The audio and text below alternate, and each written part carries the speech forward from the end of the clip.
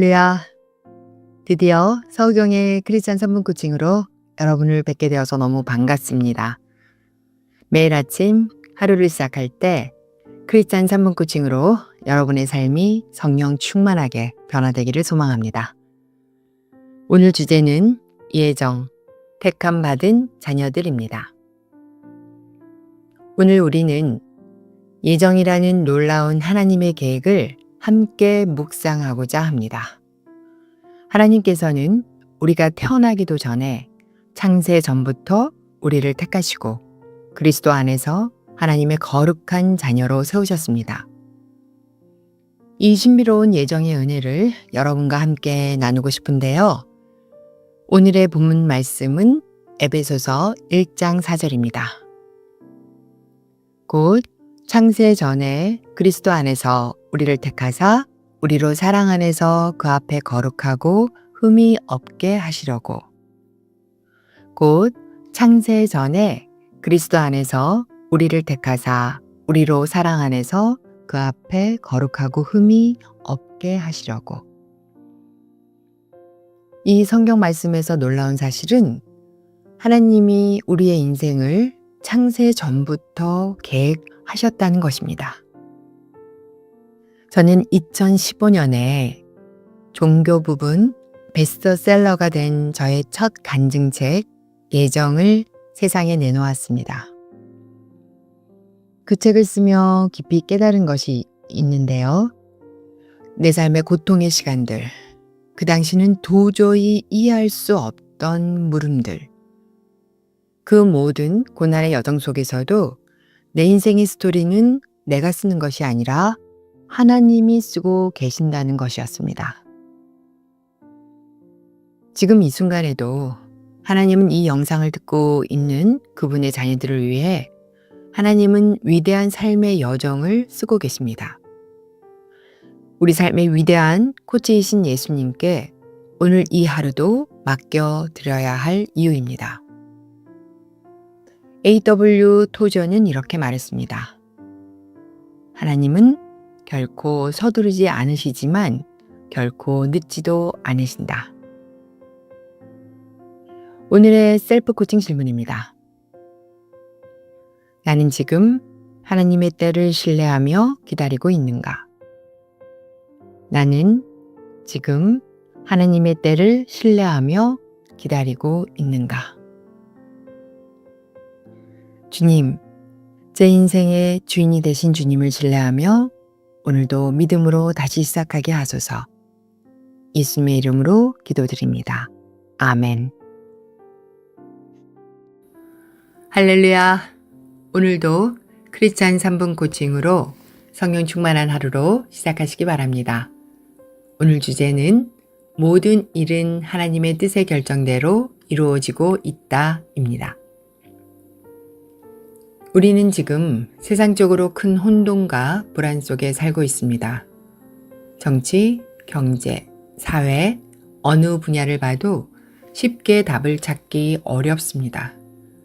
특히 우리나라 대선을 앞두고 국가 지도자 선택을 둘러싸고 분열과 갈등이 심화되고 있습니다. 심지어 교회 안에서도 의견이 심하게 나뉘고 있습니다. 그러나 오늘 우리가 결코 놓쳐서는 안 될 것은 하나님을 경외하는 자가 지도자가 되도록 기도하는 것입니다. 악인이 번성하는 것처럼 보여도 하나님은 반드시 때가 되면 심판하십니다. 우리는 이 세상의 혼란을 넘어 하나님의 주권을 굳게 신뢰해야 합니다. 에베소서 1장 11절에는 이렇게 말씀하십니다. 모든 일을 그의 뜻의 결정대로 일하시는 이의 계획을 따라 우리가 예정되어 그 안에서 기업이 되었으니. 모든 일을 그의 뜻의 결정대로 일하시는 이의 계획을 따라 우리가 예정되어 그 안에서 기업이 되었으니. 오늘 성경 말씀은 우리에게 분명히 말합니다. 모든 일은 하나님의 뜻의 결정대로 이루어지고 있다는 것을. 우리는 세상의 혼란에 휩쓸릴 것이 아니라 하나님께서 모든 것을 그의 계획대로 주관하고 계심을 믿어야 합니다. 크리스찬 3분 코칭이 시작된 이유도 여기에 있습니다.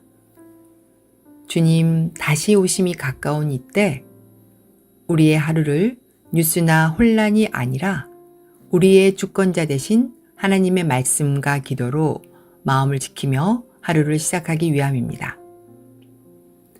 찰스 스펄전은 이렇게 말했습니다. 어둠이 짙을수록 하나님의 주권은 더욱 빛난다. 어둠이 짙을수록 하나님의 주권은 더욱 빛난다. 오늘의 셀프 코칭 질문입니다. 나는 지금 모든 일이 하나님의 뜻대로 이루어지고 있음을 믿고 있는가? 나는 지금 모든 일이 하나님의 뜻대로 이루어지고 있음을 믿고 있는가? 주님, 오늘 이 하루도 하나님의 주권을 믿고 담대히 나아가게 하소서. 예수님의 이름으로 기도드립니다. 아멘. 할렐루야. 오늘도 주님과 함께 힘차게 시작하시기 바랍니다. 오늘 주제는 선한 싸움입니다. 요즘 우리는 대선을 앞두고 날마다 안타까운 싸움을 목격하고 있는데요. 어제는 나라를 위해서 기도하는데 정말 많이 눈물이 나더라고요. 학부 수업 시간에 학생들 얼굴을 보는데 다음 세대의 앞날이 걱정이 되었습니다. 그럼에도 의지할 건 주님밖에 없음을 알기에 기도로 이 아침을 시작합니다. 우리가 진짜 붙들어야 할 싸움은 뭘까요? 믿음을 지키고 진리를 따라가는 선한 싸움입니다. 이 땅에서 우리의 사명에도 반드시 끝이 있습니다. 우리의 목표는 단순한 성공이나 성취가 아니라 하나님의 나라에 입성하는 것, 곧 영원한 상급을 바라보며 믿음의 길을 완주하는 것에 있습니다. 디모데후서 4장 7절에서 8절에서 사도 바울은 이렇게 말씀하십니다.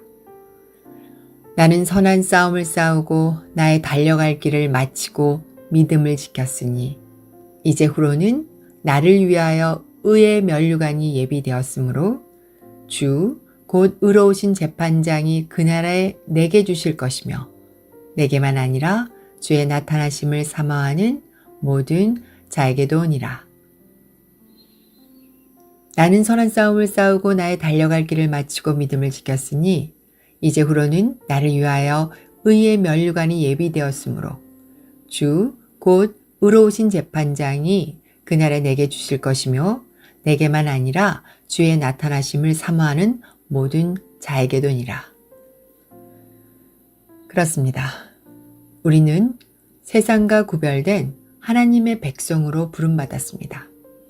하나님의 자녀로서 크리스찬의 정체성을 가지고 이 땅에서 각자에게 맡겨진 사명을 따라 살아가야 합니다.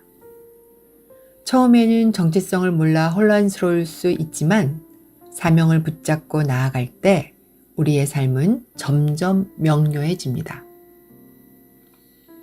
10년 넘는 오랜 시간 동안 준비되었던 킹 오브 킹스 애니메이션이 지금 전 세계 곳곳에서 놀라운 반응을 얻고 있는 것처럼 하나님은 우리 각자의 사명도 정확한 때에 아름답게 열매 맺게 하실 것을 믿습니다. 오늘 주제와 관련되어 찰스 스펄전은 이렇게 말했습니다. 진짜 믿음은 싸움 없는 믿음이 아니다. 진짜 믿음은 싸우면서도 포기하지 않는 것이다. 진짜 믿음은 싸움 없는 믿음이 아니다. 진짜 믿음은 싸우면서도 포기하지 않는 것이다. 오늘의 셀프 코칭 질문입니다. 나는 지금 하나님이 맡기신 사명을 붙들고 살아가고 있는가? 나는 지금 하나님이 맡기신 사명을 붙들고 살아가고 있는가? 함께 기도하겠습니다. 주님, 끝까지 믿음을 지키며 사명을 완주하는 삶을 살게 하소서. 예수님의 이름으로 기도드립니다. 아멘. 할렐루야! 오늘도 주님과 함께 힘차게 한 주를 시작하시는 여러분을 진심으로 축복합니다. 이 영상은 여러분이 하루를 시작할 때 언제든지 말씀을 묵상하고 기도하도록 준비된 3분 영상입니다. 깨어있으라 하신 주님의 명령처럼 이 코칭 영상을 새벽에 일찍 올려 여러분들을 매일 만나고 싶습니다. 오늘 주제는 하나님은 지금도 나를 붙드신다 입니다. 여러분은 정말 지금 이 순간 하나님이 나와 함께 하신다는 사실을 믿고 계신가요? 진심으로 그렇게 믿는 사람은 어떤 어려움도 이겨내고 실족하지 않는 믿음의 힘을 갖게 됩니다. 하지만 우리 모두는 자주 흔들립니다. 하나님을 믿는다고 고백하면서도 낙심하고 때로는 하나님의 존재조차 의심하게 될 때도 있습니다. 그럼에도 불구하고 하나님은 우리의 연약함을 이해하시고 이스라엘 백성에게 하셨던 것처럼 우리의 회개와 돌아옴을 기다리시는 긍휼의 하나님이십니다. 예레미야가 3장 22절에서 23절은 이렇게 말씀하십니다. 여호와의 인자와 긍휼이 무궁하심으로 우리가 진멸되지 아니함이니이다.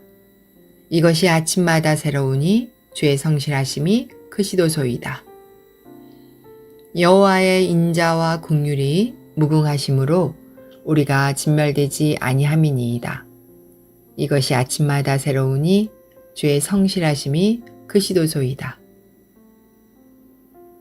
오늘도 우리가 살아있다는 사실, 그것만으로도 하나님이 나를 붙드시고 계심을 믿을 이유가 됩니다. 며칠 전 기도 가운데 주님께서 제 마음에 이런 감동을 주셨습니다. 성경에서 코치는 누구냐?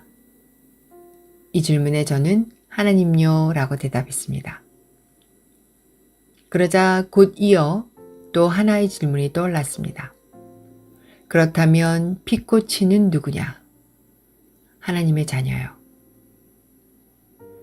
그 순간 저는 마음 깊은 곳에서 깨달았습니다.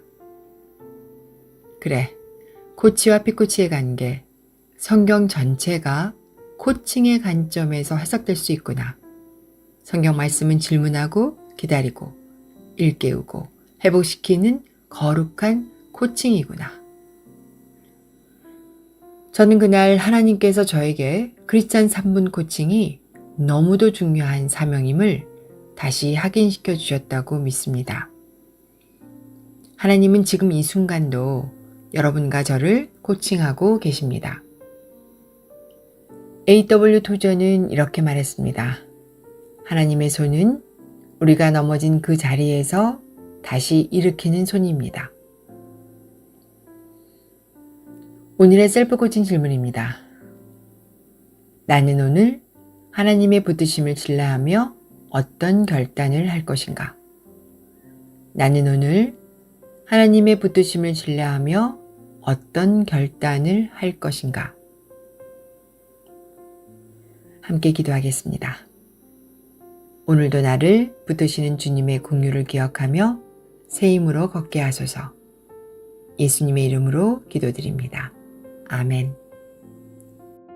할렐루야. 오늘도 주님과 함께 성령 충만하게 시작하시기 바랍니다. 오늘 주제는 하나님의 기준은 다르다 입니다. 실록의 계절 5월 자연의 생동감 속에서 하나님의 창조의 손길을 느끼는 요즘입니다. 하나님은 우주 만물을 창조하셨을 뿐 아니라 우리의 인생도 그분의 목적대로 지으셨습니다. 고난을 극복한 역사 속 위대한 인물들의 공통점 하나는 그들은 하나님이 함께 하시는 하나님의 사람들이었다는 것입니다. 성경 속 고난을 이긴 대표적인 인물 중 한 사람이 바로 욥입니다. 저는 요즘 욥기를 묵상하면서 그 삶 속에 담긴 하나님의 기준이 제 마음에 깊이 다가왔습니다. 욥은 하나님께서 친히 의롭다 하신 사람이었습니다. 욥기 1장 8절을 보면 여호와께서 사탄에게 이르시되 내가 내 종 욥을 유의하여 보았느냐? 그와 같이 온전하고 정직하여 하나님을 경외하며 악에서 떠난 자는 세상에 없느니라. 이렇게 하나님은 사탄 앞에서도 욥을 칭찬했습니다. 그러나 그의 삶에 닥친 시련 속에서 욥도 인간적인 연약함을 드러냅니다. 욥은 나의 낱날이 멸망하였더라면 나는 평안도 없고 안일도 없고 휴식도 없고 다만 불안만 있구나. 주께서 손으로 나를 빚으셨거늘 이제 나를 멸하시나이까? 라고 자신의 신세를 한탄합니다. 이런 욥의 원망, 탄식에도 불구하고 하나님은 욥을 의롭다 하셨습니다. 왜일까요? 그것은 하나님의 기준이 다르기 때문입니다.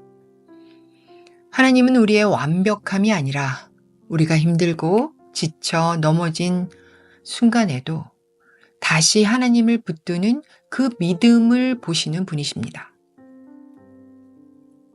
욥기 1장 21절은 이렇게 말씀하십니다. 주신 이도 여호와시요 거두신 이도 여호와시오니 여호와의 이름이 찬송을 받으실지니이다. 주신 이도 여호와시요 거두신 이도 여호와시오니 여호와의 이름이 찬송을 받으실지니이다. 하나님은 우리가 연약할지라도 그분을 향한 신뢰와 고백을 기이 보십니다. 요처럼 우리도 때론 원망하고 낙심하지만 끝내 하나님을 찬송할 수 있는 믿음, 그것이 하나님이 기뻐하시는 믿음입니다. 찰스 스윈돌도 이렇게 말했습니다. 하나님은 당신의 실패 속에서도 여전히 당신의 삶에 그분의 목적을 이루시는 분이시다. 오늘의 셀프 코칭 질문입니다. 나는 지금 하나님의 기준으로 내 삶을 바라보고 있는가? 나는 지금 하나님의 기준으로 내 삶을 바라보고 있는가? 함께 기도하겠습니다. 주님, 오늘도 나의 기준이 아닌 하나님의 기준으로 승리하게 하소서. 예수님의 이름으로 기도드립니다. 아멘. 할렐루야. 오늘도 주님과 함께 행복한 동행하시길 바랍니다. 오늘 주제는 그 한 사람이 바로 당신이라면 입니다. 예수님은 언제나 수많은 사람들 중에서도 목마른 한 사람을 향해 다가가셨습니다. 요한복음 4장 4절에 보면 주님께서 사마리아를 통과하여야 하겠는지라고 말씀하십니다. 여기서 하겠는지라는 표현은 헬라어 원문 에데이로 예수님이 사마리아를 반드시 통과해야만 했던 필연적인 필요를 의미합니다. 이는 예수님이 한 영혼, 바로 사마리아 여인을 만나기 위해 의도적으로 그 길을 택하셨다는 사실을 보여줍니다. 이 만남은 우연이 아니라 예정된 사역이었으며 단 한 사람의 목마름을 향한 하나님의 간절한 구원의 계획이었습니다. 이렇게 예수님은 단 한 사람, 갈급한 영혼을 위해 사마리아로 향하신 후 마침내 그 여인과의 만남에서 인생을 뒤바꿀 말씀을 전하셨습니다. 이 물을 마시는 자마다 다시 목마르려니와 내가 주는 물을 마시는 자는 영원히 목마르지 아니하리니 내가 주는 물은 그 속에서 영생하도록 솟아나는 샘물이 되리라. 이 물을 마시는 자마다 다시 목마르려니와 내가 주는 물을 마시는 자는 영원히 목마르지 아니하리니 내가 주는 물은 그 속에서 영생하도록 솟아나는 샘물이 되리라. 이와 같이 예수님은 지금도 그렇게 한 사람을 위해 걸음을 옮기시는 분이십니다. 그 대상이 바로 당신일 수 있습니다.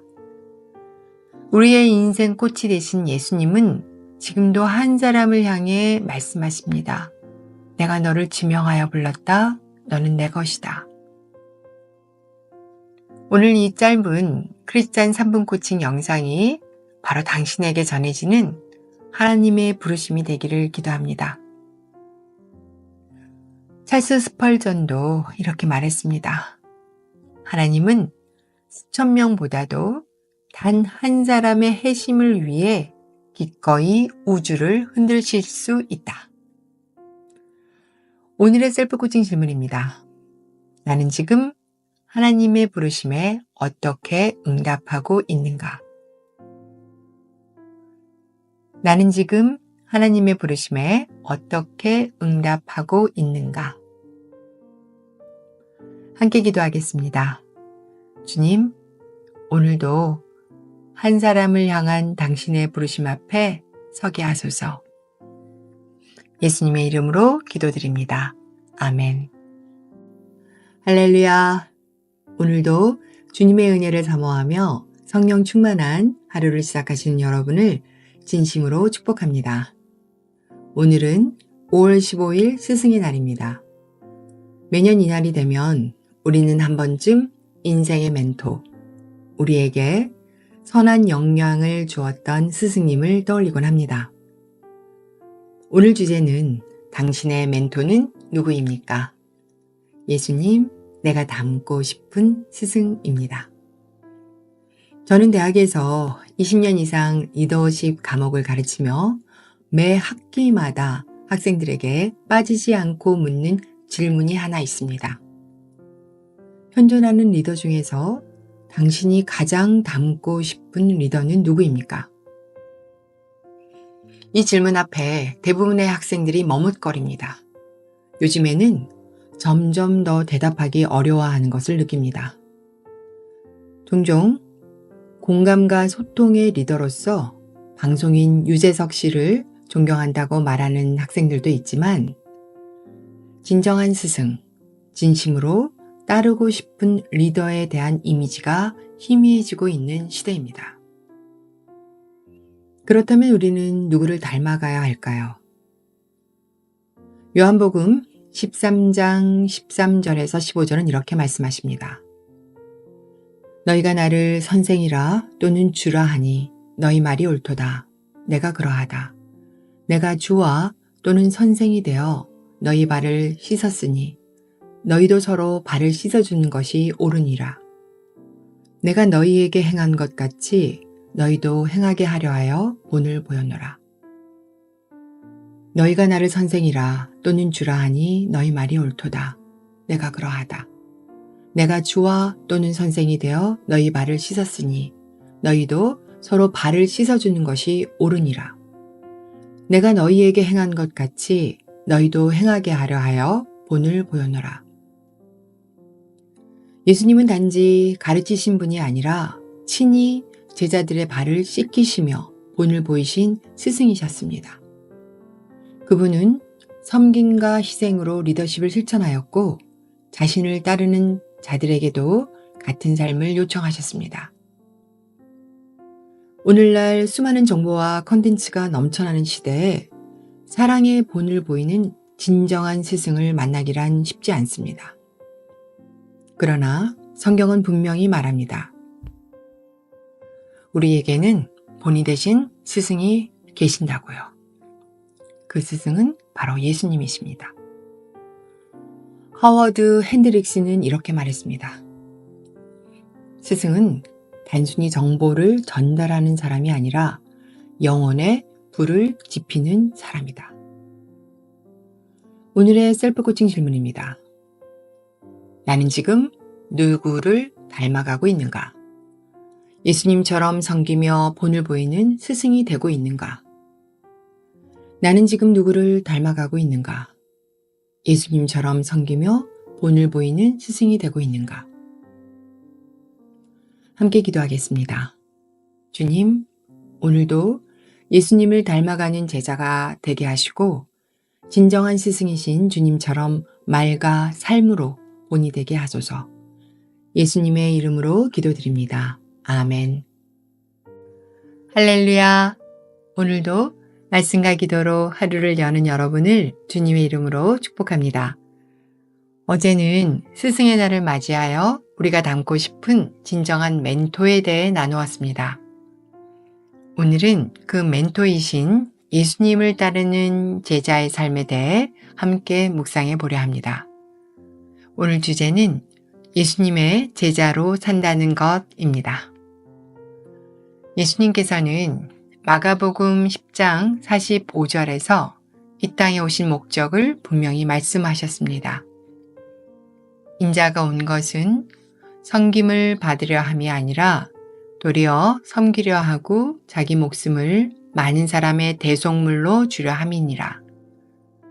인자가 온 것은 섬김을 받으려 함이 아니라 도리어 섬기려 하고 자기 목숨을 많은 사람의 대속물로 주려 함이니라. 이처럼 예수님은 삶으로 우리 모두에게 제자로 사는 길은 무엇인지를 분명하게 본으로 남겨주셨습니다. 저 역시 20년 넘게 학생들에게 섬김의 리더십을 가르치며 섬김의 삶에 대해 수없이 말해왔지만 정작 저 스스로 섬김의 자리에 서는 것이 얼마나 어렵고 때론 두려운지를 자주 느낍니다. 그래서 저는 매일마다 주님의 말씀 앞에 먼저 무릎 꿇고 기도하고 순종하려 합니다. 우리의 신앙이 단지 배움에 머물러 있다면 이제는 섬김의 실천으로 나아갈 때입니다. 진정한 제자도는 행동에서 드러나야 하기 때문입니다. 보네퍼는 이렇게 말했습니다. 은혜는 값싼 것이 아니다. 은혜는 제자도를 요구한다. 오늘의 셀프 코칭 질문입니다. 나는 지금 예수님의 섬김의 삶을 따르는 제자로 살고 있는가? 나는 지금 예수님의 섬김의 삶을 따르는 제자로 살고 있는가? 함께 기도하겠습니다. 주님, 오늘도 섬김의 본을 보이신 예수님을 닮아가는 제자가 되게 하소서. 예수님의 이름으로 기도드립니다. 아멘. 할렐루야. 오늘도 성령 충만한 하루로 시작하시기 바랍니다. 크리스찬 3분 코칭 이 시간은 여러분과의 신뢰로운 코칭 관계 안에서 주님의 말씀을 함께 나누는 시간입니다. 사실 저는 이 사역을 갑자기 시작하게 되면서 인간적인 걱정이 좀 있었습니다. 지난달에 잠언 3분 코칭을 처음 시작했을 때 매일 3분짜리 영상을 만든다는 것이 생각보다 결코 쉽지 않다는 걸 절실히 깨달았기 때문입니다. 그래서 주님께 감당할 체력과 지혜를 달라고 기도했습니다. 그때 주님은 내가 할 테니 너는 편히 따라오기만 하라는 감동을 주셨습니다. 이 말씀이 제게 얼마나 큰 위로가 되었는지 모릅니다. 주님이 하시니 나는 따라가기만 하면 되는구나. 그 뒤로 저는 매일 주님이 주시는 크리스찬 3분 코칭 말씀을 기대하며 설레임으로 여러분들을 만나고 있습니다. 영상을 시작한 지 얼마 되지도 않고 아직 알려지지도 않았지만 알곡 같은 하나님의 사람들을 이 사역에 계속 붙여주시고 계십니다. 마치 한 줄기 은혜의 빛이 아주 작은 개척교회에 조용히 비추는 것 같습니다. 이 모든 과정이 코치 되신 성령님께서 친히 인도하시고 코칭하시는 은혜의 역사임을 믿습니다. 오늘 주제는 성령의 인도를 따르는 삶입니다. 우리는 매일 많은 선택 앞에 놓입니다. 내 뜻대로, 감정대로 움직이는 삶이 아니라 말씀과 기도로 주님의 음성을 분별하며 그분의 뜻에 따라 움직이는 삶. 그것이 바로 성령님의 인도를 따르는 삶입니다. 성령님의 인도를 따르면 우리의 삶에 새로운 변화, 놀라운 변화가 일어나기 시작합니다. 로마서 8장 14절은 이렇게 말씀하십니다. 무릇 하나님의 영으로 인도함을 받는 사람은 곧 하나님의 아들이라.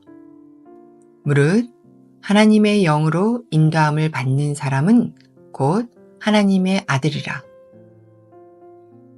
성령님의 인도는 막연하거나 추상적인 것이 결코 아닙니다. 우리는 말씀과 기도, 설교, 때로는 환경과 공동체의 조언을 통해 성령님의 인도하심을 분별할 수 있습니다. 코칭에서 중요한 기술 중 하나는 바로 경청이지요. 진짜 코치는 말보다 먼저 듣는 사람입니다. 성령님의 인도를 따르는 삶도 마찬가지입니다. 하나님의 말씀을 깊이 듣고 기도 중에 성령님께서 주시는 감동을 민감하게 느끼며 매일매일 삶에서 주님의 음성에 영적 주파수를 맞추는 게 정말 중요합니다. 앤드류 머레이는 이렇게 말했습니다. 성령은 당신의 삶 전체를 이끄시는 하나님의 임재이다. 오늘의 셀프 코칭 질문입니다. 나는 지금 성령님의 인도에 귀 기울이며 살아가고 있는가? 나는 지금 성령님의 인도에 귀 기울이며 살아가고 있는가? 함께 기도하겠습니다. 주님, 오늘도 나의 생각이 아니라 성령님의 인도하심에 따라 순종으로 살아가는 하루가 되게 하소서. 예수님의 이름으로 기도드립니다. 아멘. 할렐루야. 주님의 은혜 안에서 새로운 하루를 시작하신 여러분을 축복합니다. 우리는 종종 다른 사람을 쉽게 판단하거나 마음속으로 정죄할 때가 있습니다. 또 그 반대로 아무 이유 없이 정죄를 당하기도 합니다. 그런데 더 근본적인 문제는 스스로를 정죄하며 은혜에서 멀어지는 경우가 너무 많다는 점입니다. 오늘 주제는 누가 당신을 정죄합니까? 입니다. 우리는 자신이 옳다고 여기는 기준이나 나름의 정의감으로 타인을 쉽게 판단하고 또는 작은 실수 하나로 스스로를 끝까지 몰아붙이며 정죄하곤 합니다. 전후 사정을 깊이 알지도 못한 채 내리는 판단, 그리고 자신을 향한 끝없는 자책은 마음을 병들게 하고 하나님이 주시려는 은혜를 가로막습니다. 하지만 예수님은 그러지 않으셨습니다. 요한복음 8장에서 예수님은 가늠한 여인을 정죄하려는 사람들을 향해 이렇게 말씀하십니다.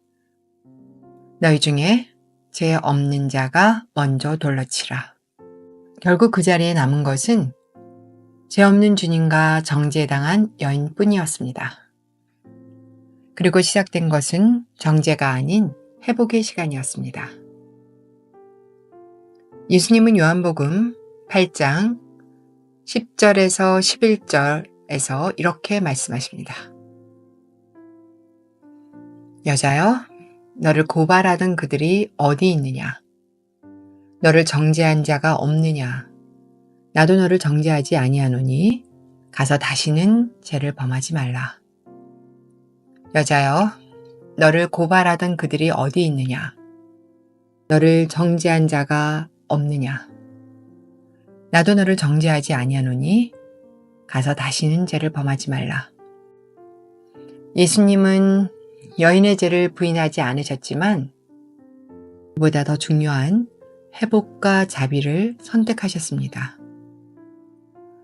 코칭에서는 경청과 함께 에고리스 태도, 즉 판단 없이 상대를 있는 그대로 바라보는 태도를 강조합니다. 정죄하지 않고 있는 그대로 바라보는 자세, 그것이 바로 주님의 태도였습니다. 정죄는 사단의 언어이지만 회복은 하나님의 언어입니다. 예수님은 당신도 정죄하지 않으십니다. 그리고 다시 일어설 수 있는 은혜를 오늘도 주고 계십니다. 보네포는 이렇게 말했습니다. 용서는 정죄를 멈추는 것이며 그 사람 안에서 하나님이 하실 일을 기대하는 것이다. 오늘의 셀프 코칭 질문입니다. 나는 지금 누구를 정죄하고 있지는 않은가? 혹은 나 자신을 정죄하며 은혜를 밀어내고 있지는 않은가? 나는 지금 누구를 정죄하고 있지는 않은가? 혹은 나 자신을 정죄하며 은혜를 밀어내고 있지는 않은가? 함께 기도하겠습니다. 주님, 정죄의 손을 내려놓고 은혜의 시선으로 나와 타인을 바라보게 하소서. 예수님의 이름으로 기도드립니다. 아멘. 할렐루야. 주님의 인도하신 가운데 오늘도 크리스찬 3분 코칭에 함께 해주신 여러분을 진심으로 축복합니다. 오늘 주제는 언젠가 진실은 밝혀지겠지요 입니다.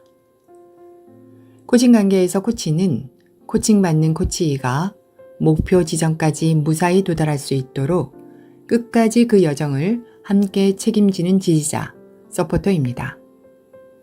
최근 제가 과거에 코칭했던 한 고위 공직자께서 굳은 의지로 죽을 힘을 다해 끝까지 싸우겠다는 인터뷰를 하신 것을 보게 되었습니다.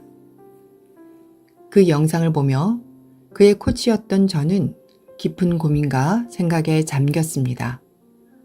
왜냐하면 그분의 싸움은 한 개인의 문제가 아니라 지금의 불안정한 대한민국의 미래를 위해 너무도 중요하고 절박한 싸움이기 때문입니다.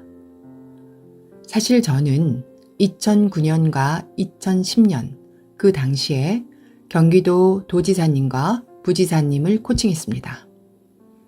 특히 도지사님과의 코칭 과정에서 있었던 감동적인 이야기들이 무척 많지만 오늘은 그 중에서도 진실이라는 키워드에 대해 짧게 여러분과 나누고자 합니다. 저는 그 당시 도지사님과 코칭을 잘 마무리한 뒤 잠시 미국에 머물며 신학 공부를 하고 있었습니다. 그런데 어느 날 한국에서 전화응대 사건이 언론에 집중적으로 보도되었고 그분이 평소 잘 쌓아온 신뢰로운 리더십 이미지가 급격히 흔들리기 시작했습니다. 그분의 코치로서 정말 안타깝고 속상했습니다. 저는 귀국하자마자 지사님을 직접 찾아뵙고 그 사건의 진실이 무엇인지 여쭈었습니다. 그날 지사님은 위급 상황에 있는 몸이 아픈 어르신을 돕기 위해 신속한 구조 요청을 하고자 본인이 직접 119에 전화를 걸었다고 했습니다. 그런데 공무원사에서는 통상 간등 성명을 통해 서로의 소속과 이름을 확인한 후에야 대화를 이어가는데 그 과정이 원활하지 않아서 많은 오해가 생겼다고 했습니다.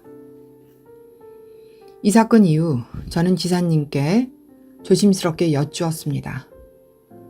많은 분들이 그 장면만 보고 오해하시는데 전후 사정을 밝히셔야 하지 않을까요? 그런 제 질문에 그분은 이렇게 말씀하셨습니다. 괜찮습니다. 아픈 어르신을 도우려 한 일이었으니까요. 그 정도 오해는 제가 감당해야지요. 사실이 아니니까 언젠가는 진실이 밝혀지겠지요. 저는 그 고백을 들으며 코치로서 상황에 대한 즉각적 판단보다는 위기 상황에서 드러나는 리더의 대처 방식과 진정성에 대해 다시 생각하게 되었습니다.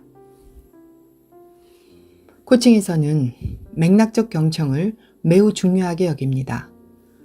단편적인 말 한마디만 듣고 전체를 판단할 때 진실은 쉽게 왜곡되고 사람은 오해받기 마련인데 이분의 경우가 바로 그랬습니다. 복음적 리더 마틴 루터 킹 목사님은 이렇게 말했습니다. 옳은 일을 할 때는 항상 지금이다. 지금. 코치로서 이 진실을 조심스럽게 나누는 이유이기도 합니다. 오늘의 성경 말씀입니다.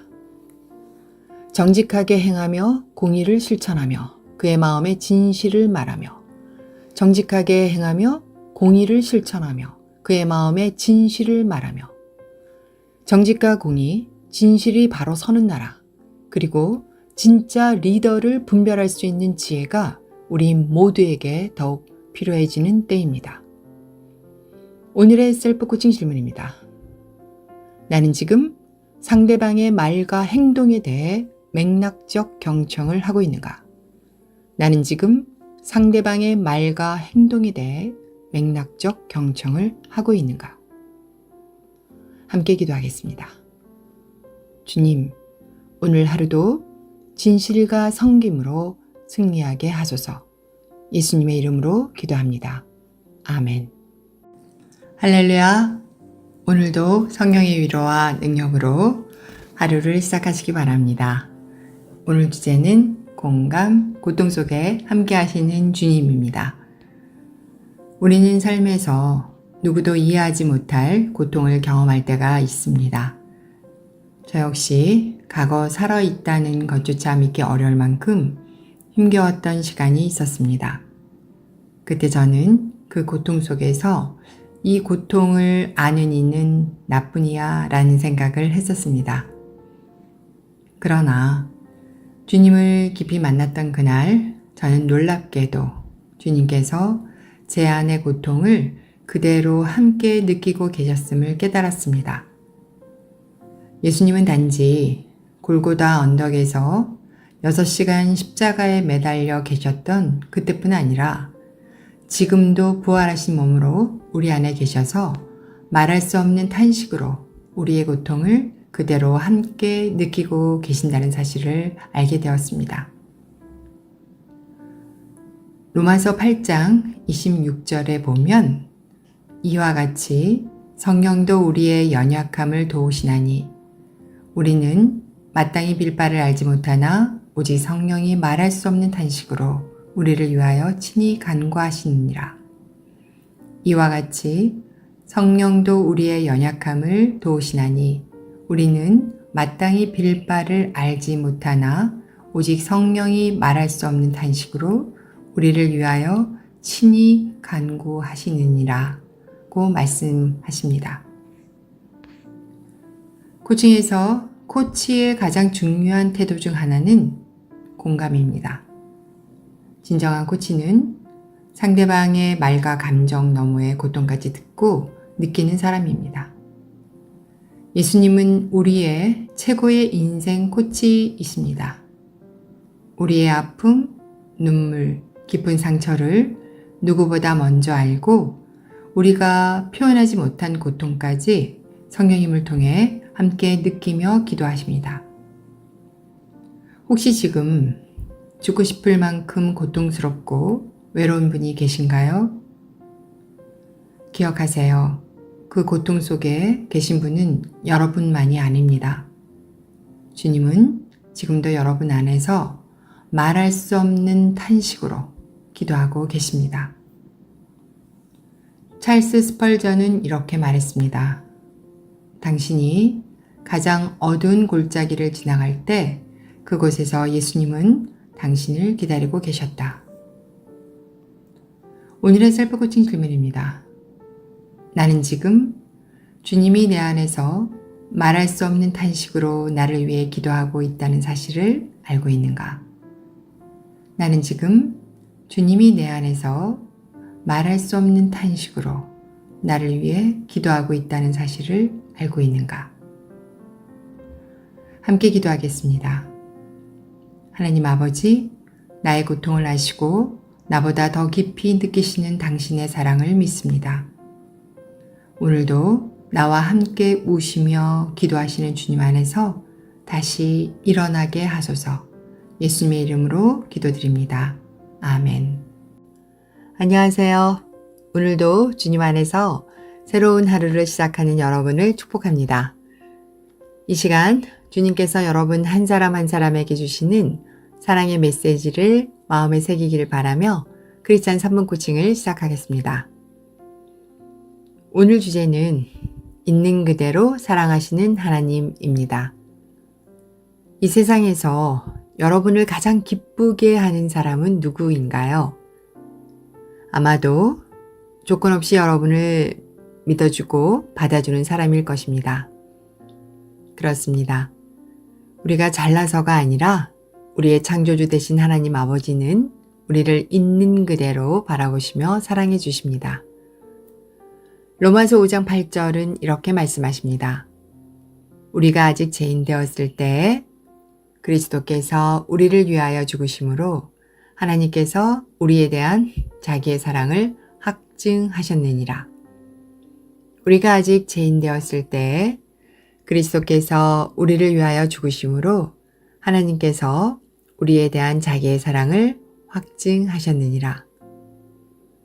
코칭에서 무조건적, 긍정적 존중이라는 개념이 있습니다. 상대를 평가하지 않고 있는 그대로 받아들이는 자세입니다. 하나님은 바로 그런 분이십니다. 우리를 보시며 너는 왜 그 모양이니? 라고 말씀하지 않으십니다. 오히려 내가 너를 지명하여 불렀나니 너는 내 것이라. 나는 너를 사랑한다고 말씀하십니다. 그렇기에 수많은 사람들이 심지어 죽음을 앞두고도 자신의 믿음을 지키며 하나님께 충성을 다할 수 있었던 것입니다. 그 사랑은 단 한 사람의 생명을 바꿀 수 있는 능력입니다. 헨리 나우에는 이렇게 말했습니다. 하나님은 당신의 상처와 연약감까지 사랑하신다. 당신의 존재 전체를 품으신다. 오늘의 셀프 코칭 질문입니다. 나는 지금 있는 그대로의 나를 하나님의 시선으로 받아들이고 있는가? 나는 지금 있는 그대로의 나를 하나님의 시선으로 받아들이고 있는가? 함께 기도하겠습니다. 하나님 아버지, 나의 있는 모습 그대로를 받아주시는 당신의 사랑 앞에 감사합니다. 오늘도 그 사랑을 믿고 살아가며 나 자신을 주님의 눈으로 바라보게 하소서. 예수님의 이름으로 기도드립니다. 아멘. 할렐루야. 오늘도 주님의 은혜 안에서 새로운 하루를 시작하신 여러분을 축복합니다. 우리는 인생을 살면서 언제 진정한 성숙에 이르게 될까? 이런 질문을 각자 인생의 여정 속에서 한 번쯤 마주치게 됩니다. 오늘 주제는 나는 죽고 예수로 살 수 있을까? 입니다. 성숙의 기회는 사람마다 다르겠지만 상담과 코칭 현장에서 제가 경험한 바로는 죽음과 관련된 사건이 인생의 전환점이 되었다는 고백을 많이 듣게 됩니다. 부모, 자녀, 배우자의 죽음은 물론 지인들의 죽음조차도 삶의 방향을 바꾸는 계기가 되곤 합니다. 저도 가까운 지인들과 가족들의 죽음을 지켜볼 때마다 삶과 죽음에 대해 깊이 고민하게 됩니다. 인생의 수많은 선택의 갈림길에서 나는 죽고 예수로 살아야 한다는 말의 의미를 깨닫는 것은 결코 쉬운 일은 아닌 것 같습니다. 갈라디아서 2장 20절에 보면 이렇게 말씀하고 계십니다. 내가 그리스도와 함께 십자가에 못 박혔나니 그런즉 이제는 내가 사는 것이 아니요 오직 내 안에 그리스도께서 사시는 것이라. 내가 그리스도와 함께 십자가에 못 박혔나니 그런즉 이제는 내가 사는 것이 아니요 오직 내 안에 그리스도께서 사시는 것이라. 예수님을 따르는 삶은 자기 부인의 삶입니다. 나는 죽고 예수로 사는 삶은 단순한 신앙생활이 아니라 매일의 선택과 결단 속에서 실천되어야 할 제자의 길입니다. 우리는 종종 내 고집, 감정, 계획대로 살고 싶지만 성숙한 신앙은 나를 내려놓고 예수님을 따르는 데서 시작됩니다. 어쩌면 이것은 평생을 씨름해야 할 우리의 과제인지도 모릅니다. 보네표의 명언이 오늘따라 더 마음에 와닿습니다. 자기 부인은 오직 그리스도를 바라보는 것이며 더 이상 자신을 보지 않는 것이다. 자기 부인은 오직 그리스도를 바라보는 것이며 더 이상 자신을 보지 않는 것이다. 오늘의 셀프 코칭 질문입니다. 오늘 나는 죽고 예수로 살 수 있을까? 오늘 나는 죽고 예수로 살 수 있을까? 함께 기도하겠습니다. 하나님 아버지, 오늘 하루도 나는 죽고 예수로 사는 삶을 살 수 있도록 인도하소서. 예수님의 이름으로 기도드립니다. 아멘. 할렐루야, 좋은 아침입니다. 오늘도 말씀으로 하루를 여는 여러분을 주님의 이름으로 축복합니다. 코칭 관계에서 진정한 변화가 일어나기 위해선 무엇보다 코치와 피코치 사이의 신뢰가 중요하지요. 오늘은 여러분과의 라포를 위해 저의 연약한 모습과 진솔한 마음을 조금 나누고 싶습니다. 사실 매일 이 크리스찬 3분 코칭 영상을 만드는 일은 저에게 결코 쉽지 않습니다. 주님의 강권하심으로 유튜브 영상을 시작하긴 했지만 이번 학기는 정말 강행군이고 체력적인 한계에 자주 부딪히며 과연 잘 감당할 수 있을까? 이제 시작했는데 주님께서 이제 그만하라고 하시면 정말 좋겠다 라는 생각이 들기도 합니다. 지금 이 영상을 듣고 계신 여러분도 저의 이런 마음과 입장을 이해해 주시리라 생각합니다. 그럼에도 계속 이어갈 수 있는 이유는 단 하나. 주님께서 제게 이렇게 말씀하셨기 때문입니다. 이것은 너의 일이 아니라 나의 일이다. 주님의 인도하심을 다 알 수는 없지만 주의 종으로서 순종해야 함을 알기에 저는 오늘도 무릎 꿇고 기도로 다시 시작합니다. 주여, 새 힘을 주소서. 윌리엄 윌버포스가 노예 해방을 위한 긴 싸움 끝에도 포기하지 않았던 것처럼, 윈스턴 처칠이 말했던 것처럼 결코 포기하지 않고 오늘도 단 한 사람을 향한 주님의 사랑을 기억하며 멈추고 싶을 때 다시 일으키시는 주님이라는 주제로 짧지만 강력하게 여러분을 만나고 싶습니다. 우리가 삶에 지치고 흔들릴 때 그 순간마다 우리보다 먼저 우리를 붙드시는 주님이 이 순간에도 여러분과 함께 계십니다. 주님은 우리가 포기하기 전에 다가와서 먼저 말씀하십니다. 나는 너가 다시 일어나길 바란다. 갈라디아서 6장 9절은 이렇게 말씀하십니다. 우리가 선을 행하되 낙심하지 말지니 포기하지 아니하면 때가 이름에 거두리라. 우리가 선을 행하되 낙심하지 말지니 포기하지 아니하면 때가 이름에 거두리라. 하나님의 부르심은 실패하지 않는 사람이 아니라 다시 일어나는 사람을 향합니다. 그분은 우리가 쓰러졌을 때 왜 또 넘어졌느냐고 정죄하지 않으시고 내가 너를 붙든다고 말씀하십니다.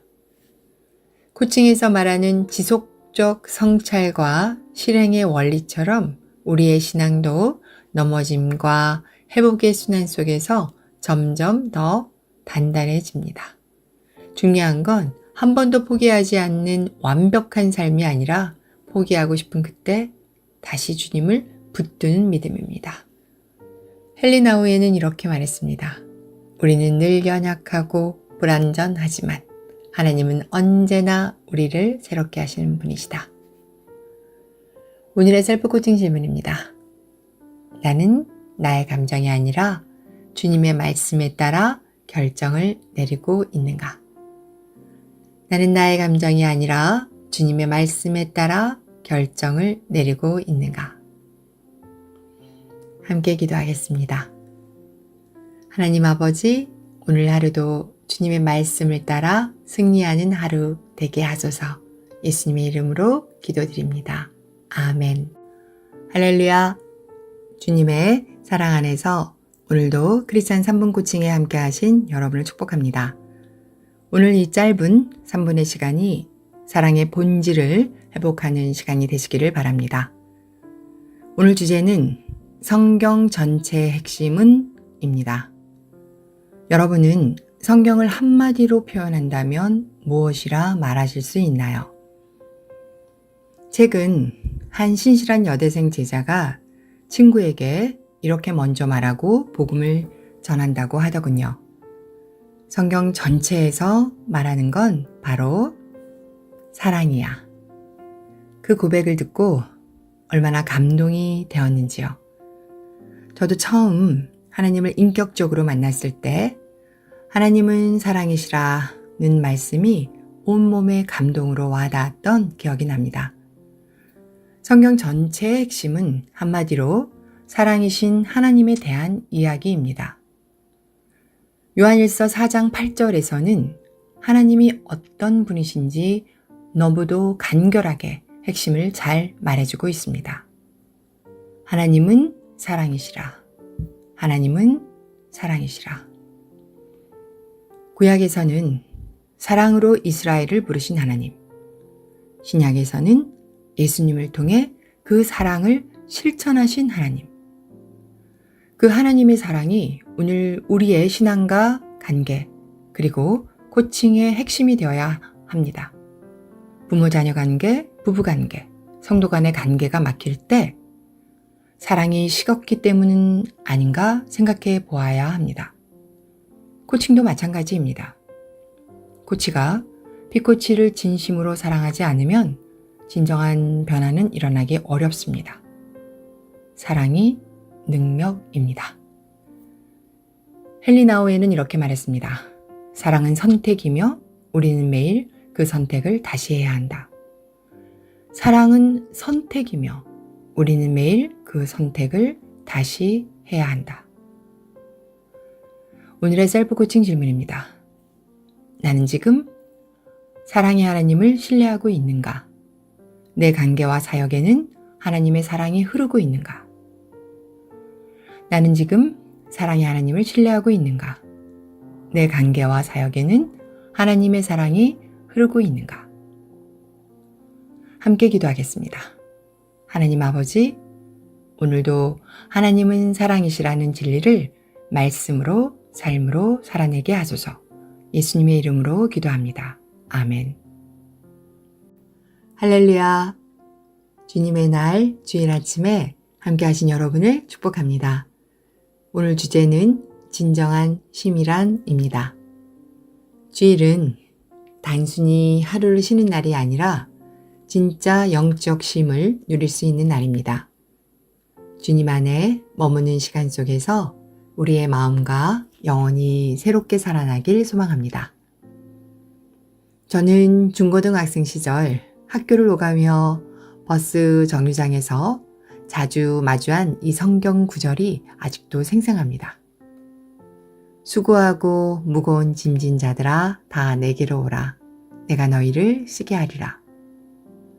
수고하고 무거운 짐진 자들아 다 내게로 오라. 내가 너희를 쉬게 하리라. 그땐 이 말씀의 깊이를 잘 알지 못했지만 인생을 살아가면서 삶의 무게가 버거울수록 이 말씀이 주는 위로가 얼마나 깊은지 마음 깊이 느끼게 됩니다. 예수님은 우리에게 단순한 휴식이 아닌 영혼의 회복을 약속하십니다. 주일은 그 약속을 경험하는 날입니다. 피곤한 몸뿐 아니라 무너진 마음도 주님께 맡길 때 다시 살아납니다. 주님 앞에 나아가 성전에서 함께 드리는 예배는 참된 쉼의 시작입니다. 찰스 스펄전은 이렇게 말했습니다. 주님의 품은 가장 지친 영혼이 쉴 수 있는 유일한 안식처이다. 주님의 품은 가장 지친 영혼이 쉴 수 있는 유일한 안식처이다. 오늘의 셀프 코칭 질문입니다. 나는 오늘 무엇을 주님께 맡기고 쉬어야 할까? 나는 오늘 무엇을 주님께 맡기고 쉬어야 할까? 함께 기도드리겠습니다. 하나님 아버지, 오늘 이 주일에 우리의 모든 무거운 짐을 주님께 맡기고 예수 안에서 참된 쉼을 누리게 하소서. 예수님의 이름으로 기도드립니다. 아멘. 할렐루야. 주님의 은혜 안에서 오늘도 그리스도인 3분 코칭에 함께 하신 여러분을 축복합니다. 오늘 주제는 돌봄의 4가지 실천 지침입니다. 신앙 공동체에서 우리는 다양한 사람들을 만납니다. 게으른 사람, 마음이 약한 사람, 힘이 없는 사람, 그리고 때로는 우리를 참기 어렵게 하는 사람들까지. 그럴 때 여러분은 어떻게 반응하고 있나요? 오늘 말씀은 우리에게 구체적인 돌봄의 4가지 태도를 가르쳐 줍니다.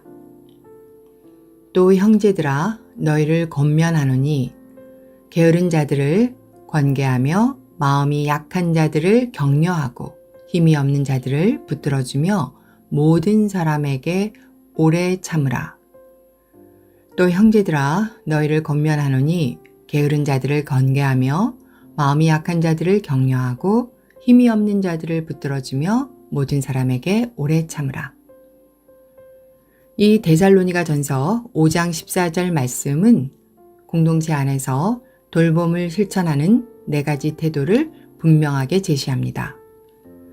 게으른 자를 권면하고 약한 자를 격려하며 힘이 없는 자를 붙들어주고 모든 사람에게 오래 참으라. 우리가 이 말씀을 따라 산다면 그 공동체는 은혜와 회복이 흐르는 공간이 됩니다. 코칭 사역에서도 마찬가지입니다. 상대방이 연약해 보일수록 코치의 진정성이 빛납니다. 문제를 세상적인 방법으로 고치는 사람보다 연약한 사람을 주님의 시각으로 바라보고 돌봄을 실천하는 이가 진짜 코치입니다. 존 왓슨은 친절하라, 당신이 만나는 모든 이는 보이지 않는 싸움을 하고 있다. 친절하라, 당신이 만나는 모든 이는 보이지 않는 싸움을 하고 있다고 하였습니다. 오늘 나는 누구에게 돌봄을 실천할 수 있을까요? 오늘 나는 누구에게 돌봄을 실천할 수 있을까요? 함께 기도하겠습니다. 하나님 아버지, 오늘도 주님의 돌봄이 필요한 사람들을 생각나게 하시고 그들에게 주님의 사랑을 실천하게 하소서. 예수님의 이름으로 기도합니다. 아멘. 할렐루야. 주님의 위로하심 안에서 오늘도 크리스찬 3분 코칭에 함께 하신 여러분을 축복합니다. 사람은 누구나 상처를 받으며 살아갑니다. 말 한마디, 무시당한 경험, 외면당한 감정. 그러나 진짜 문제는 상처 자체보다도 치유받지 못한 감정이 점점 굳어지는 것입니다. 시편 147편 3절에서 하나님은 우리의 상한 마음까지도 보시고 고치시는 분이라고 이렇게 말씀하십니다. 상심한 자들을 고치시며 그들의 상처를 싸매시는도다. 상심한 자들을 고치시며 그들의 상처를 싸매시는도다. 감정을 억누르는 것이 성숙이 아닙니다. 진짜 성숙은 감정을 인정하고 하나님 앞에 정직하게 드러낼 때 시작됩니다. 하나님은 우리 마음에 무너진 조각 하나하나를 모아 다시 회복시키시는 감정의 치유자이십니다. 상한 감정의 치유의 저자 데이빗 시멘즈는 이렇게 말합니다. 상한 감정의 정서적 문제들의 원인은 대부분 어린 시절에 관계를 맺었던 사람들로부터 온다. 우리는 그들이 비추어준 창문을 통해 하나님과 사람들과 인생을 바라보게 되는데 거기에 문제가 있을 수 있다. 기억해야 할 사실은 다른 사람을 대하는 우리의 기본적 자세란 우리가 경험한 가족관계를 통해 형성된다는 것이다. 우리가 자라며 경험한 가족관계의 상처 치유를 3분 영상 안에 다 담을 수는 없지만 하나님께서는 우리에게 그리스도 안에 영가족을 허락하셨습니다. 이 영적 공동체는 회복의 통로가 되며 때로는 상처 많은 원가족에게도 긍정적이고 치유적인 영향을 흘려보낼 수 있습니다. 코칭에서도 감정의 회복 없이 삶의 변화는 일어날 수 없습니다. 우리의 반응 방식은 과거의 상처로부터 올 수 있지만 하나님은 오늘 그 반응을 치유하고 새롭게 하시는 분이십니다. 기독 상담가인 레리 크랩은 이렇게 말했습니다. 상한 감정은 하나님이 만지실 때만 온전히 회복된다. 상한 감정은 하나님이 만지실 때만 온전히 회복된다. 그렇습니다. 우리의 모든 마음의 고통, 상함, 상처 치유는 하나님께서 만져주실 때에 온전히 회복됩니다. 오늘의 셀프 코칭 질문입니다. 오늘 하나님 앞에 있는 그대로 드리고 싶은 감정은 무엇인가요? 오늘 하나님 앞에 있는 그대로 드리고 싶은 감정은 무엇인가요? 함께 기도하겠습니다. 하나님 아버지, 오늘도 저의 감정을 다스려 주시고 주님의 성품을 닮아가게 하소서. 예수님의 이름으로 기도합니다. 아멘. 할렐루야. 오늘도 하나님의 약속을 붙들고 살아가는 여러분을 축복합니다. 이 시간이 말씀과 현실 사이에서 흔들리는 우리의 믿음을 다시 붙드는 시간이 되기를 소망합니다.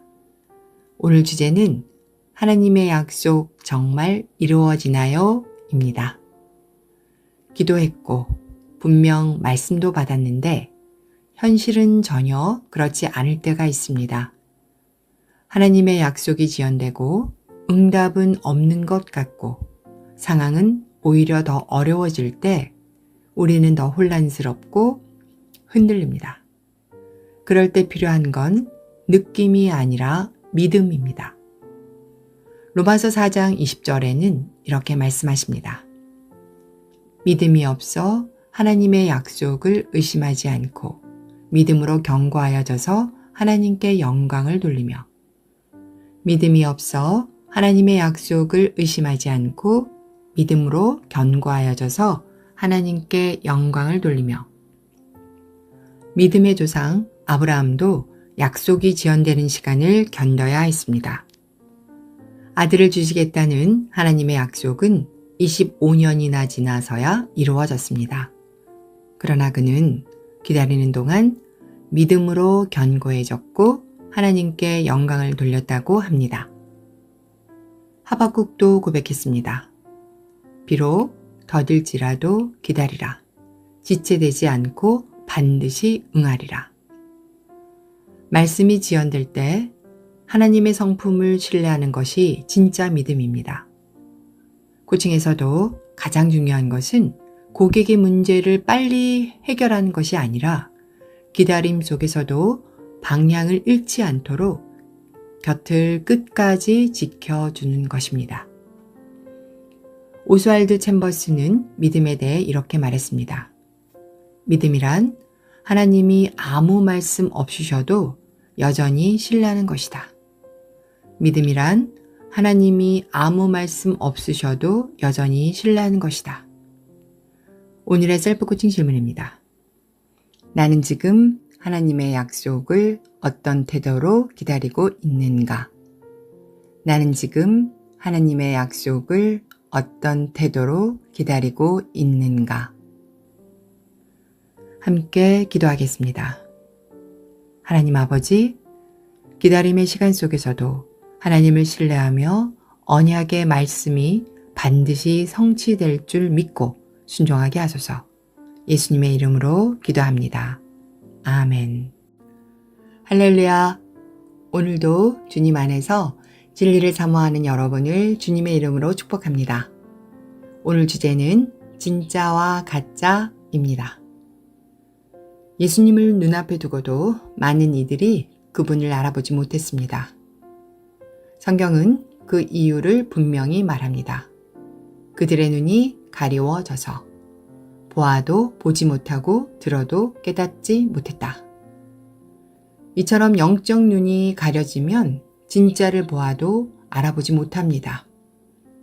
분별의 눈은 지식이나 경험이 아닌 오직 성령의 조명 아래에서 열리기 때문입니다. 마태복음 13장 13절에서 15절 말씀입니다. 이러므로 내가 그들에게 비유로 말하는 것은 그들이 보아도 보지 못하며 들어도 듣지 못하며 깨닫지 못함이라. 이 백성들의 마음이 완악하여져서 그 귀는 듣기에 둔하고 그 눈은 감았으니. 이러므로 내가 그들에게 비유로 말하는 것은 그들이 보아도 보지 못하며 들어도 듣지 못하며 깨닫지 못함이라. 이 백성들의 마음이 완악하여져서 그 귀는 듣기에 둔하고 그 눈은 감았으니.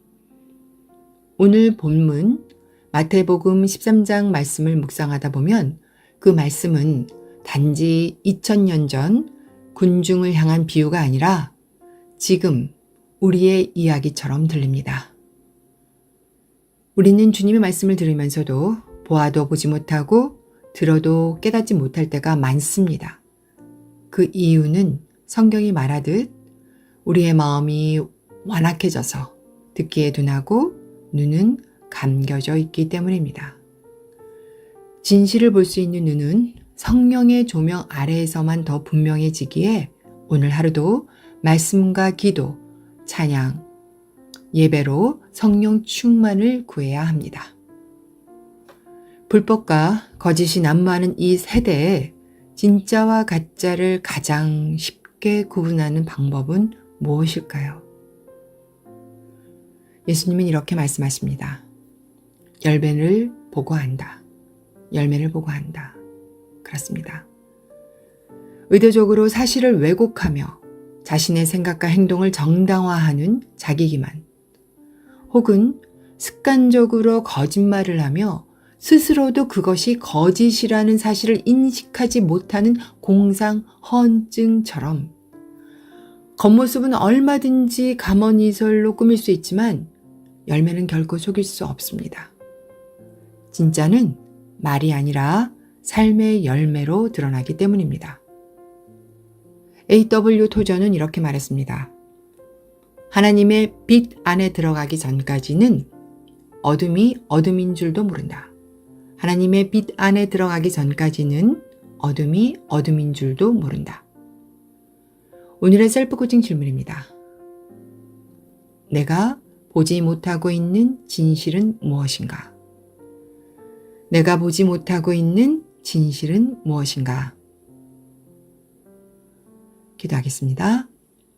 하나님 아버지, 오늘 하루도 진실을 바로 볼 수 있는 성령 충만한 은혜를 주옵소서. 예수님의 이름으로 기도드립니다. 아멘. 할렐루야. 오늘도 하나님의 크신 능력을 기대하는 하루 되시길 주님의 이름으로 축복합니다. 오늘 주제는 하나님을 제한하지 마라입니다. 시편 78편 41절에 보면 그들이 하나님을 시험하며 이스라엘의 거룩하신 이를 제한하였도다 라고 말합니다.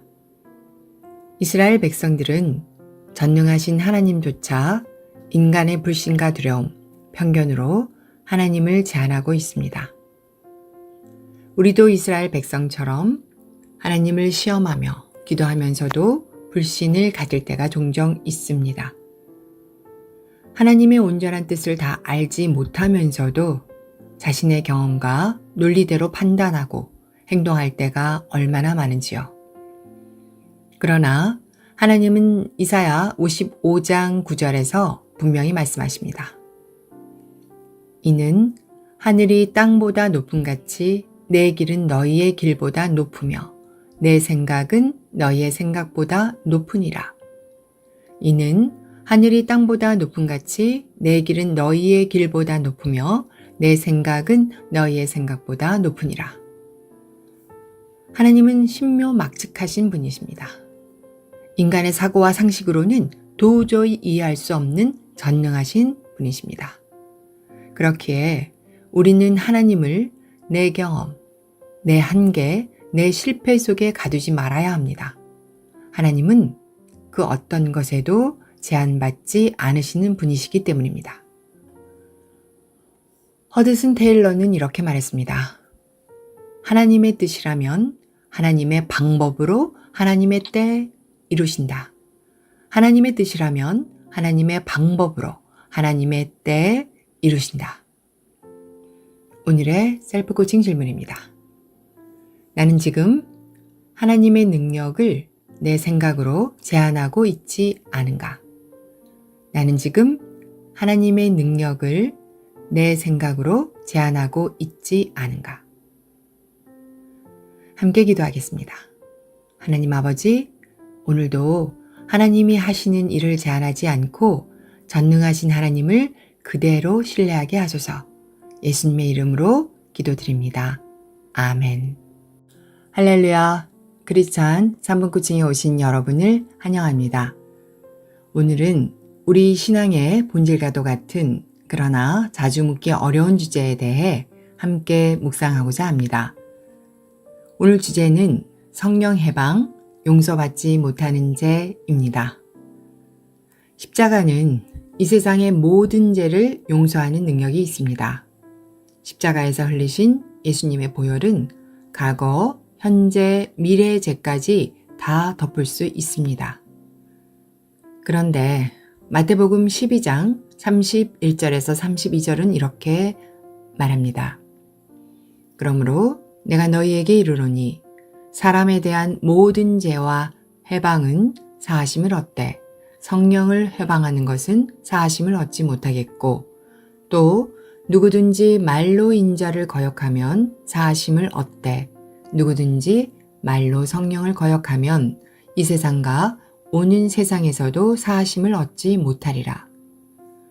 그러므로 내가 너희에게 이르노니 사람에 대한 모든 죄와 해방은 사하심을 얻되 성령을 해방하는 것은 사하심을 얻지 못하겠고 또 누구든지 말로 인자를 거역하면 사하심을 얻되 누구든지 말로 성령을 거역하면 이 세상과 오는 세상에서도 사하심을 얻지 못하리라. 이 말씀은 예수님께서 성령의 권능으로 귀신을 쫓는 사역을 보고도 바리새인들이 그것을 귀신의 왕 바알세불의 힘을 빌려 귀신을 쫓아낸다고 모독했을 때 주님께서 하신 말씀입니다. 즉 성령의 분명한 사역을 알고도 의도적으로 그것을 거부하고 사탄의 것으로 왜곡하는 것이 성령을 해방하는 죄입니다. 존 파이퍼 목사는 성령 해방죄는 일생 동안 지속적으로 성령의 감화와 회개의 촉구를 거절하고 복음에 반대하며 결국 자신이 구원의 문을 닫아버리는 행위이다라고 말했습니다. 성령은 우리를 회개의 자리로 이끄시는 분입니다. 죄를 깨닫게 하시고 예수 그리스도를 믿게 하시며 구원의 자리로 인도하시는 분입니다. 그런데 그 성령을 고의로 거부하고 조롱하고 악하게 대적할 때 그 사람은 결국 회개의 자리로 나아갈 수 없게 됩니다. 끝까지 자기 안에 있는 악을 정당화하며 회개의 자리를 지속적으로 외면할 때 인간은 구원의 은혜를 더 이상 경험할 수 없게 됩니다. 우리의 삶은 잠깐 보이다가 사라지는 안개와 같습니다. 이 땅에서 허락된 잠깐의 시간 동안 우리는 어떤 마음으로 살아가야 할까요? 지금 이 순간 크리스찬 3분 코칭 영상을 듣는 여러분 모두 다시 마음을 모아 하나님 앞에서 겸손히 뜻을 구하고 성령의 음성에 귀 기울이는 영적 결단의 시간이 되었으면 합니다. 오늘의 셀프 코칭 질문입니다. 내가 지금 성령의 음성에 순종하지 못하고 있는 것은 무엇인가? 내가 지금 성령의 음성에 순종하지 못하고 있는 것은 무엇인가? 함께 기도하겠습니다. 하나님 아버지, 오늘 하루도 예수님과 동행하며 성령 충만한 하루 되게 하소서. 예수님의 이름으로 기도합니다. 아멘.